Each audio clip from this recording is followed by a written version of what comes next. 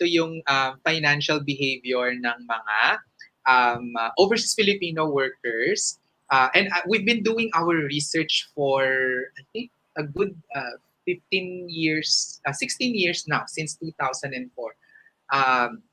So ginagawa namin ito every year at ito yung pinaka-latest no, na research natin on the financial behavior of OFWs. So in terms of financial planning ng mga overseas Filipino workers, ito yung nakita ng SEDP na practices nila. No? So mostly not written. No? Yung mga OFWs, ang financial plan nila, sabi nila, oh, it's in my head. Diba? But that's not the proper way of doing financial planning. Dapat ito ay nakasulat at malinaw kung ano yung mga strategies and priorities. Okay? Tapos, unclear din yung mga priorities nila. So, usually kapag tinatanong mo sila, actually pag nagtatanong sila, they would ask, ano ba ang, Sir Vince, ano bang magandang investment? Usually, yan yung itatanong nila. No? So, sasabihin ko naman na, alam mo, parang kulang yung tanong eh. Hindi tama na ano ba yung magandang investment. Dapat kailangan mong sinasabi sa akin, ano ba yung purpose mo dun sa investment na yan? Kasi when you ask me, for example, kapag nag-ask ka ng advice about investment and you don't give me the purpose, it's like as asking the doctor, sabi mo, okay po bang mag chemotherapy? Pero hindi alam kung ano yung sakit mo. 'Di ba? So kailangan alam ng doktor kung ano yung purpose, no? Kailangan may lab tests muna, kailangan ay may check up muna, tapos magkakaroon ng diagnosis and then recommendation. So ganun din sa investment. So dahil unclear yung priorities nila, walang written financial plans. Doon nagkakagulo. Gusto lang nila na kasi basta sabihin mo sa akin ano magandang investment. Pero that's not the point. The point is we have to match investments with our goals. So, kailangan mag-start muna sa goals. So, yung tito mo ha, John, tanong mo, tito, bakit ka ba nag-abroad? Yun yung usually pinag-uugatan ng goal. Bakit sila nag-abroad? Tapos from there, aalamin natin kung ano yung magandang investment, no, for them. Okay? And then they also attempt to accomplish multiple goals at the same time. So pinagsasabay-sabay nila yan. Magpaaral ng anak, magtayo ng business, magtayo ng bahay, magbayad ng utang, sabay-sabay. Kaya natatagalan sila abroad, no? Tapos actually pag kunwari ang original na plan ay okay, para mag-abroad ako para makapagtapos sa kolehiyo yung ating anak, no? Nagtapos na sa kolehiyo yung anak, ay nag-iba na yung kanilang goal. Pag-aralin naman ng kanilang mga apo, hindi forever na talaga silang nasa abroad. Yan.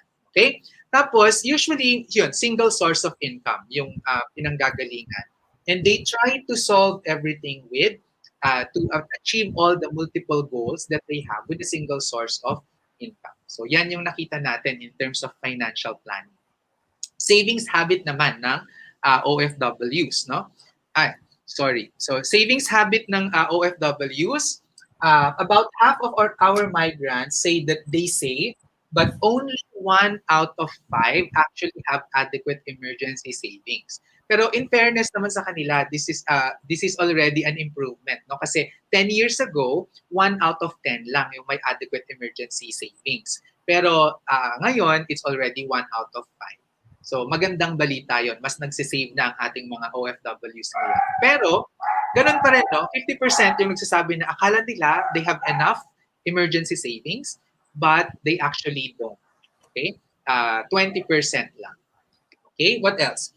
They prepare budgets, but the budget is focused mainly on immediate consumption. So kung ano yung pera ko, ngayon, no, kinita ko, papunta yan pagkain, renta, transportation, pag-aaral, ganyan. So hindi nagkakaroon ng conscious budgeting for insurance, investments, and savings, no? Which is actually very important. Dapat itong mga tatlong to ay nauuna kaysa dun sa mga consumption or spending. Okay? And then very little is budgeted for savings and investments. Okay?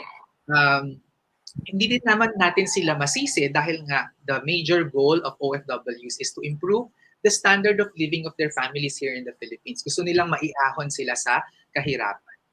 Pero for me, mayroong tamang paraan ng paggawa noon. Sa akin, ang rule ko para sa mga OFWs, yung income abroad ay para yan sa mga financial goals na malalaki. Tapos yung dapat meron pa rin income dito sa Philippines at yung income from the Philippines would sustain the needs, no? Mga pagkain, ilaw, kuryente, dapat kaya yan ng income dito sa Pilipinas. Para pag bumalik yung nasa abroad, kaya pa rin yung lifestyle. Yan. So why OFWs save less? Because of what I call or what I termed newfound wealth shock. Diba? Imagine kanina yung sinasabi ko sa inyo, a nurse that would have 11,500 pesos as income here in the Philippines. Tapos nagpunta siya ng US, magiging 250,000 pesos per month or 200,000 pesos per month. Ang laki masyado. So, newfound wealth shock, ang dami masyado. So, palabas ang pera. Okay? Family pressure to help extended family members. Diba? Lahat, ganyan tayo dito sa Pilipinas. Extended family members ang nangyayari. At nagkakaroon ka ng mas maraming kamag-anak kapag ikaw ay OFW. Alam na alam yan ng mga OFWs natin. And then, using negative emotions when deciding on financial matters. So, takot, anger, guilt, envy, and shame. Ito yung mga emotions. So, usually, what I say is when you decide on financial matters, dapat talaga iniiwasan natin to use our emotions because the tendency is we come up with very bad financial decisions. Okay? Sa mga loans naman, OFWs borrow mostly for consumption. And madami sa mga countries na nabibigyan sila ng credit card, nagkakaroon ng credit card mismanagement. And they also borrow too much money against future income. So marami actually ang mga nabibiktima nito na parang once nag-OFW sila, akala nila ay forever na ganon yung kita, no? Na hindi magsasara ang kumpanya, walang masamang mangyayari, ganyan. Tapos biglang nagka-pandemic. So kalahating milyong mga Pilipino na ang napauwi dito sa Pilipinas ng mga OFWs at nawala ang kanilang kita. Pero yung mga yan, nakapangutang, bumili ng condominium dito sa Pilipinas, pag uwi dito sa Pilipinas, nawalan ng trabaho, so double whammy kasi yung naipundar nila doon sa condominium ay hindi na nila kayang mabawi, tapos mafo-foreclose na. So yung napag-ipunan nila, nawala, at saka at the same time, wala pa silang income dito sa Pilipinas. So, it's masaklap siya. And when we teach OFWs on financial literacy, this is what we actually tell them. Imagine kung ano ang mangyayari sa'yo kung bukas mawalan ka ng trabaho.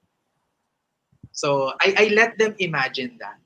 And kapag na-imagine nila yon, parang, oh my God, ano pala, no? Parang napaka-vulnerable pala ng situation. Wala akong emergency savings, wala akong investments, and meron pa akong utang. So, doon sila nagigising.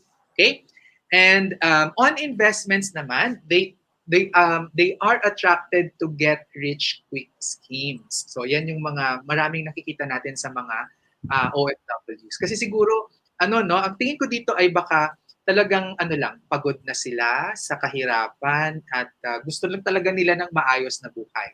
Pero, yun nga, they need to improve on their financial literacy skills para maiwasan yung pagiging biktima ng scam. So marami sa kanila ay nabibiktima ng scam dahil gustong nag-aapura nga to improve their lives. Okay? And then they also focus on their profession and then less on investments. So parang nakakalimutan nila mag-invest. Parang galing-galing ko na engineer, ang galing-galing ko na doctor, but I forget about investing. Kaya nagkakaroon din ng problema in the long run.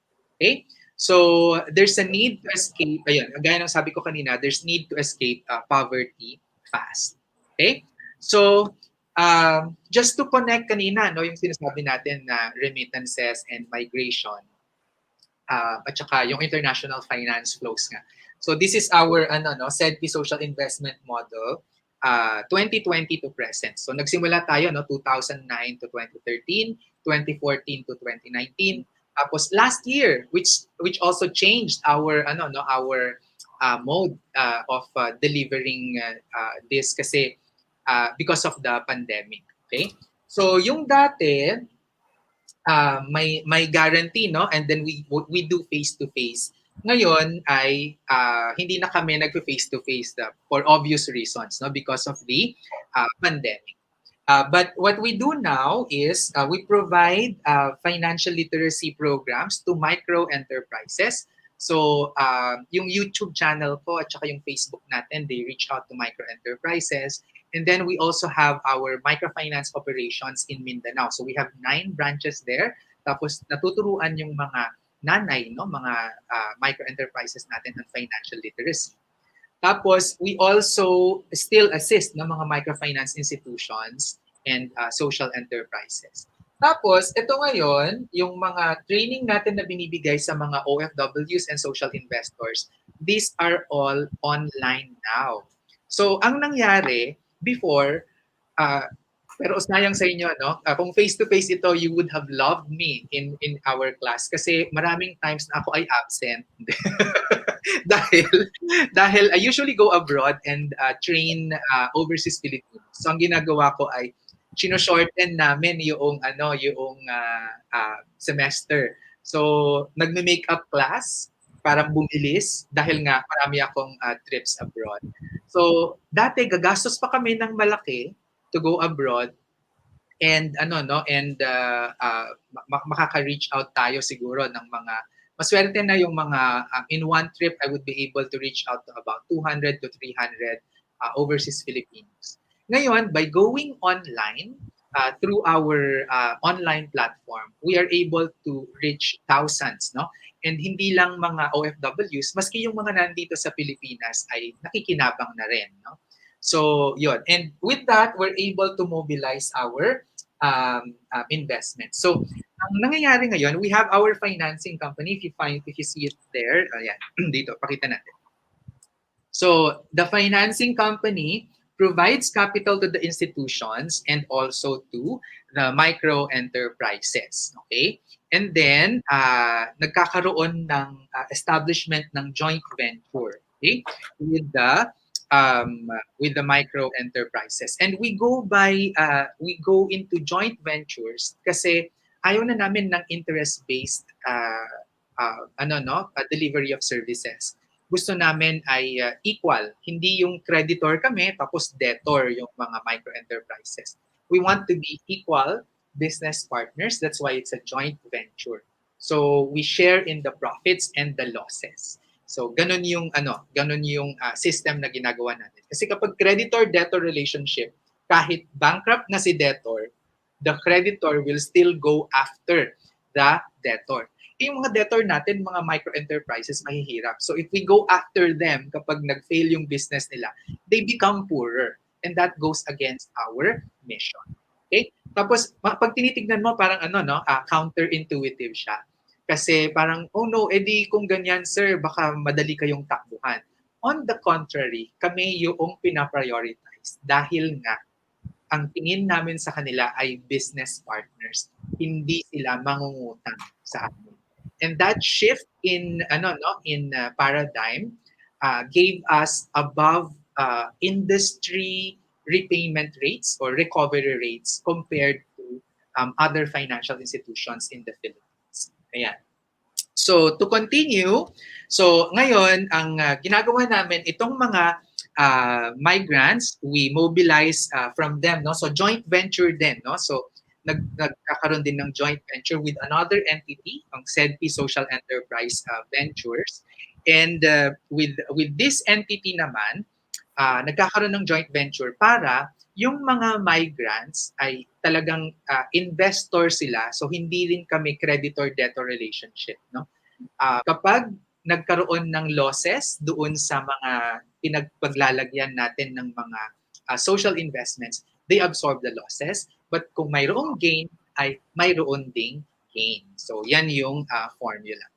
Okay, so with that, we push the social investment to the financing company that becomes a source of capital to the social enterprises and the micro and small enterprises. So yun yung joint venture na pinakita natin kanina. And magbibigay ngayon ng preferred shares yung financing company sa SEDP Social Enterprise Ventures. Tapos yung profits will go and the profits, may yung sharing ng profits and losses ay mapupunta sa mga migrants. Okay? So it's become more sophisticated as we grew, no, as an institution. So sana nakikita ninyo yung movement ng international finance flows and how we're able to use remittances to harness remittances for the development of our local economy. Yan. So ito yung financial resources namin, ano? If you take a look at this. So nagsimula kami 2004 to 2008, usually to 2007. Usually ay pera lang namin muna ito, no?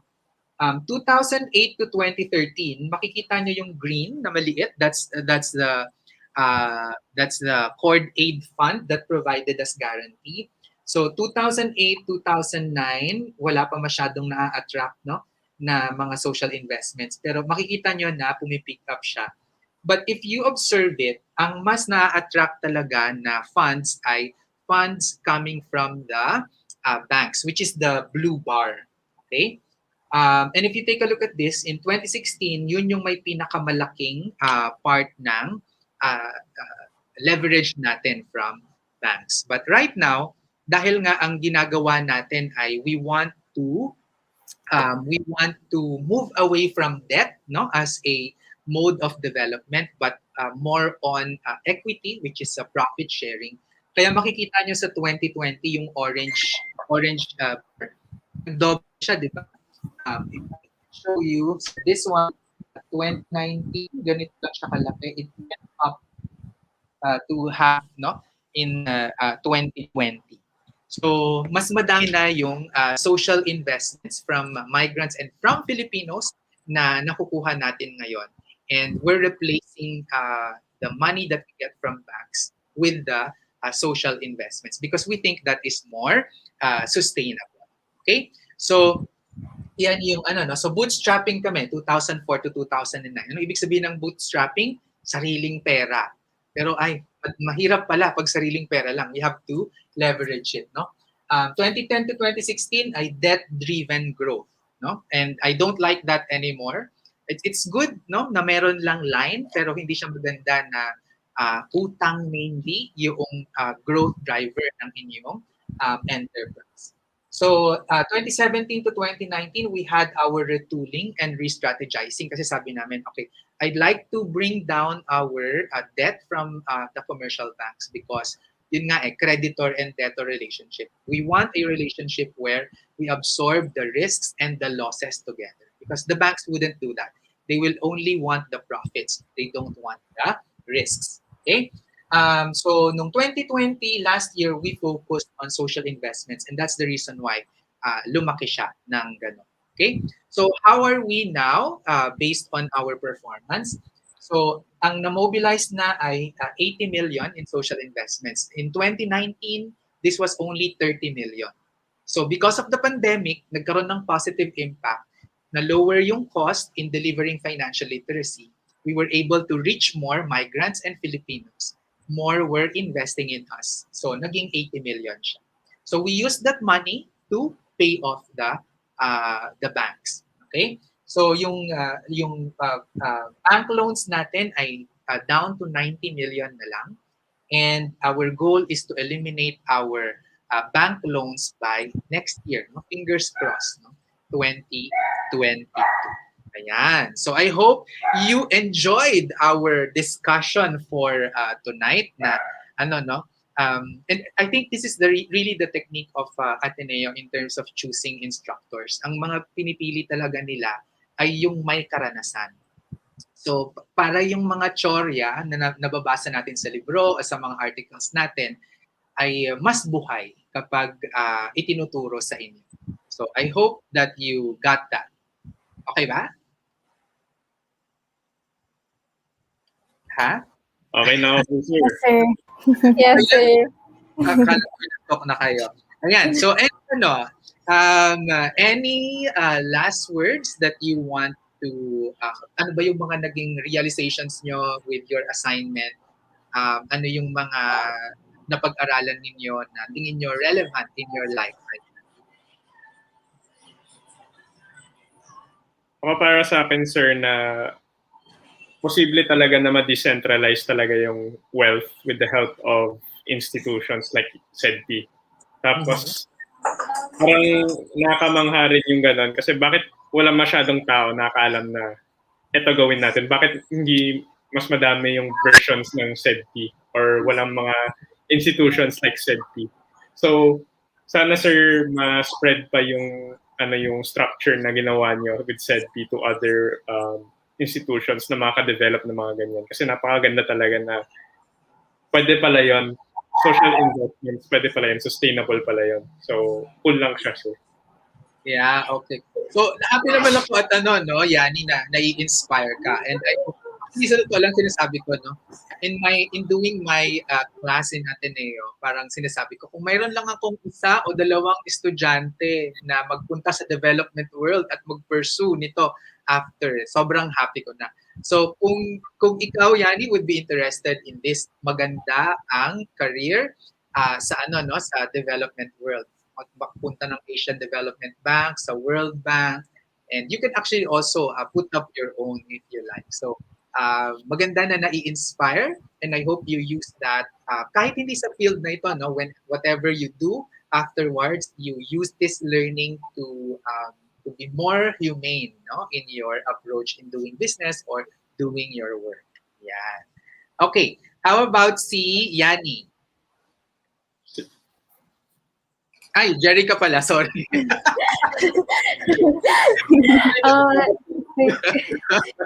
Yeah. Ako po, sir, well, as a management student, because I've only been exposed sa mga entrepreneurial activities na very business centered, like income goes to the company only. Well, not that that's bad, but parang this session gave me hope na parang you can be meron parang tinatawag na parang social entrepreneurship na your heart is not just for your company but also for other people. So I'm happy na meron ganitong mga institutions that have these goals. So yun, and put people at the center. So yeah. Yeah, oo. Actually, Jerica, so I also graduated management in Ateneo like you. You will be graduating, no? And actually, after graduation, ang sabi ko parang, alam mo yun, parang I was challenging the creator, at ang sabi ko sa kanya parang, oy, kung wala pa akong makikitang work na na may development perspective, tatanggapin ko na yung offer ng corporate sector. Kasi I was really dreading going to the corporate sector kasi nasubukan ko nag-internship ako with the bank. Sabi ko, oh no, hindi mamamatay ako dito sa ganito. Parang I need meaning. And fortunately, I was able to find one in the development world. At believe me, Jerica, when I say na your skill set as a management graduate is very, very much needed in the development world. So yung mga ginagawa natin ng mga marketing plans, mga strategic plans, mga financial projections, oh my God, sobrang useful yan doon.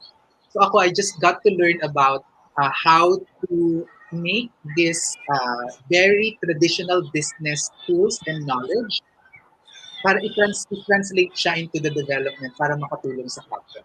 At kayang-kaya yon. And actually, ang sabi ko nga sa School of Management, sana gawin na ang talagang branding ng Ateneo Management Education ay social entrepreneurship. To make social entrepreneurship the standard of doing business, for here in the Philippines. Yeah. Okay? So, si John naman. Sir, for me, like the dynamics of like loans and grants and very similar financial flows, they're a lot more complex than I initially thought. But that doesn't mean they have to be super intimidating. Like, you can also understand them on more personal contexts, and also, like, sir, you making like learning about this more accessible, so it's not as far away or like very scary concepts po. Yan, oo. Okay. Actually, yan naman yung intention talaga, no?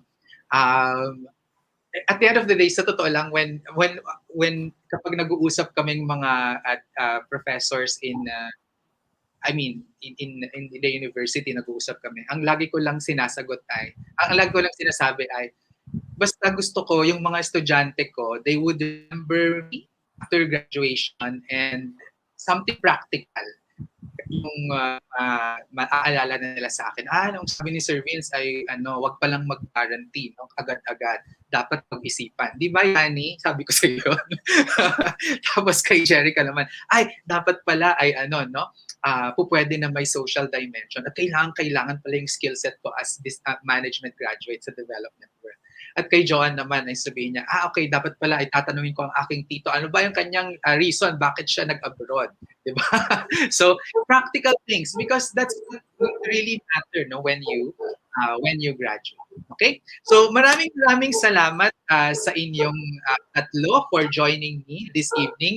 I think nag-overtime tayo, no, kasi ang lively ng ating discussion. Baka gusto nyong batiin ang inyong mga kamag-anak. Alam ko yung parents or mga kamag-anak friends inyo nanonood ngayon. Ayan. Hi, Mom.